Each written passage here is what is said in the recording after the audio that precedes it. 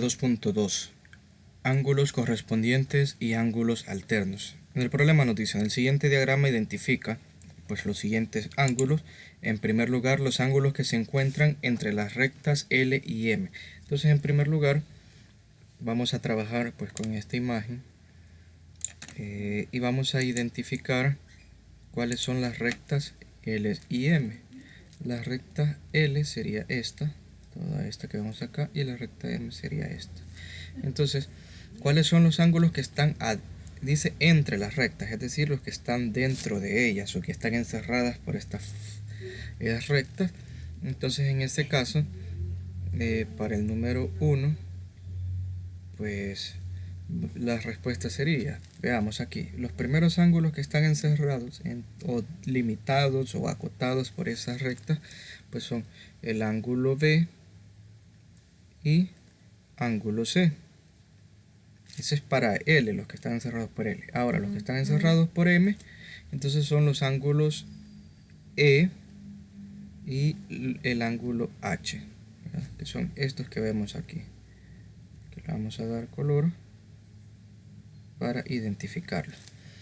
Ahora, dice en el número 2 los ángulos que no están entre las rectas L y M, es decir, los que están pues por afuera, por encima o por debajo de esas rectas. En el caso de la L, los que están por encima de la recta L son el ángulo A y ángulo D.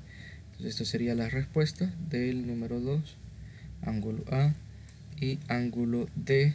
Y ahora en el caso de de la recta M, F y G están afuera. Entonces sería también como respuesta ángulo F y ángulo G. Ahora, en el número 3 nos dice los ángulos que se encuentran a la izquierda o a la derecha de S. La recta S es esta.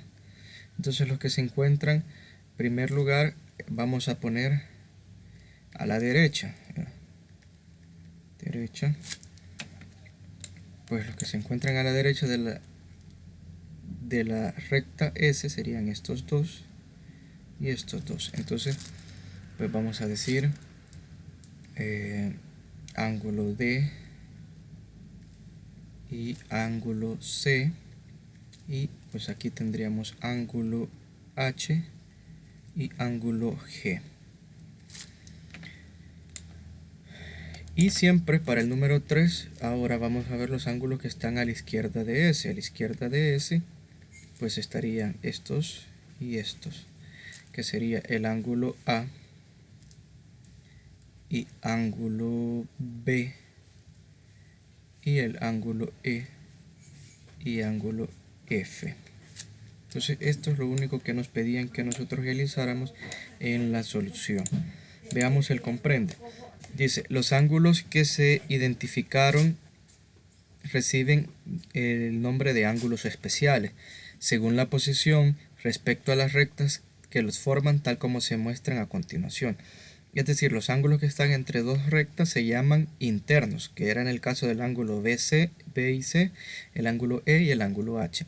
Ahora, externos, pues se llaman los ángulos que están afuera de estas rectas, que es lo que habíamos encontrado en el número 2, que en este caso serían F y G, los ángulos F y G y los ángulos A y D. Y correspondientes, pues serían en este caso pues los ángulos que corresponden entre sí. Por ejemplo, el ángulo A y el ángulo E, es decir, tienen una forma bastante similar, corresponden entre sí. D y H, el ángulo D y el H, si nos fijamos, pues corresponden, están ubicados como que en la misma, en posición similar. El ángulo B y F, vemos también aquí, y el ángulo C y G. También tenemos pues ángulos externos, alternos externos, ¿verdad? El C y el F son externos, pero son alternos, es decir, como que si estuvieran chocando o enfrente.